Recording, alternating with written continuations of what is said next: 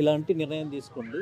ప్రజలకు మంచి నిర్ణయమే. చాలామంది 60 ఏళ్ళ తర్వాత ఎవరి దగ్గర పోయి ఉండాలి, ఉండకూడదు అనేది తల్లిదండ్రులు ఎంతోమంది గవర్నమెంట్ ఆఫీసుల చుట్టూ తిరిగారు కాబట్టి ఈ ప్రభుత్వం ఇలాంటి మంచి నిర్ణయం తీసుకున్నది. మరి వాళ్ళకి ఇస్తున్నారా లేదా? మరి ఇదంతా ఏ విధంగా హ్యాండిల్ చేస్తారంటారు? అంటే ఇప్పుడైతే వాళ్ళ దగ్గరికి ఒక సో పత్రం అయితే వచ్చింది కదా. తల్లిదండ్రులు అంటే ఎవరు చూసుకుంటున్నారు, ఎవరు చూసుకున్నట్లేదు. కొంతమంది 25% ఉండొచ్చు, 30% ఉండొచ్చు, 50% ఉండొచ్చు. ప్రభుత్వం ఎప్పుడైనా కానీ అలాంటి సిచ్యువేషన్ ఉంటేనే జీవో తీసుకొస్తుంది. లేకపోతే ఇంతవరకు అలాంటి జీవో ఏ ప్రభుత్వం వచ్చినా తీసుకురాలేదు. అది గుర్తుపెట్టుకోండి. అంటే పర్సనల్ గా కుటుంబంలో ఏం జరుగుతుంది అనేది చెప్పలేం కదా. వాళ్ళకి ఇప్పుడు ఇస్తున్నట్టే నీకు ఈరోజు చిన్న పిల్లల నుంచి 22 ఏళ్ళు 30 ఏళ్ళ దాకా తల్లిదండ్రులు చూసి ఒక పెళ్లి చేసి నీకు జాబ్ రాగానే ఎక్కడనో వెళ్ళిపోయి వాళ్ళని సరిగ్గా చూసుకోకపోతే ఎట్లా?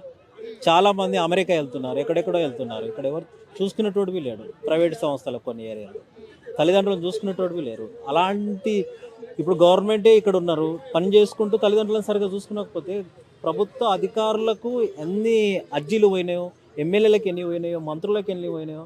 అందు గురించే ఈరోజు ప్రభుత్వం ఇలాంటివి తీసుకున్నదని నేను అంటున్నాను. అంటే ఇది తీసుకురావడం వల్ల చేంజ్ ఏమైనా ఉంటుందంటారా? చేంజ్ అయ్యేటోళ్ళు చేంజ్ అవుతారు. ఒక్కాడికి కొంతమంది తల్లిదండ్రుల దగ్గర ఓనేలువి ఉన్నారు చాలా మటుకు. జీతమని ఉంటుంది కదా వాళ్ళకు, ఎవరో చూస్తారు కదా, పక్కోళ్ళన్న చూస్తారు కదా. జీతమని వాళ్ళకి సరిపోతుంది కదా. ఇప్పుడు అసలే ఇవ్వకపోతే వాళ్ళు ఎవరి దగ్గర పోయి ఆడుకోవాలి, ఎక్కడ పోయి తినాలి? అవునా కాదా? నెలకింత ఇంత డబ్బు వస్తుందనే కదా ఎవరికైనా కానీ.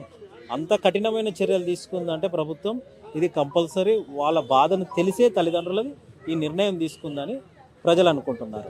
అంటే ఇప్పుడు నార్మల్ గా మనకు ఓల్డ్ ఏజ్ హోమ్స్ లో పేరెంట్స్ ని పెట్టేస్తారు కదా, అలాంటి వాళ్ళకి మంచి జీవో తీసుకురావచ్చు కదా. అంటే వాళ్ళని పేరెంట్స్ అక్కడ పెడితే ఏదైనా శిక్ష ఇస్తాము, అలాంటిది ఇంకా బెటర్ కదా ఈ 15% ఇచ్చే. ఒక ఉదాహరణ చెప్తాను. నేను ఏమంటా అంటే, రైతున్నాడా, రైతు తల్లిదండ్రులను ఎప్పుడన్నా వేసారా? ఏ హాస్టల్లన్నా ఓల్డ్ ఏజ్ హోమ్లన్నా వేసారా రైతు తల్లిదండ్రులు? మరి నువ్వు ఆ వృద్ధాప్షన్లో పెట్టి సరిగ్గా చూసుకున్నట్లేదు అనే కదా అది అన్నీ పెట్టింది. రైతునన్న గుర్తు పెట్టుకొని ఇప్పుడైనా ఇకనైనా నన్న గవర్నమెంట్ ఉద్యోగులు ఇప్పుడు కట్ చేస్తున్నారు కదా, వాళ్ళ తల్లిదండ్రులను వాళ్ళ దగ్గర పెట్టుకుంటే ఈ కటింగ్ అనేది కాదు, మంచి చూసుకుంటారు. అట్లా కొంతమంది 10% 15% ఉంటారు కదా, కొంతమంది దగ్గరికే పోవట్లేదు. అలాంటి వాళ్ళకి ఇది వర్తిస్తుందని నేను అనుకుంటున్నాను.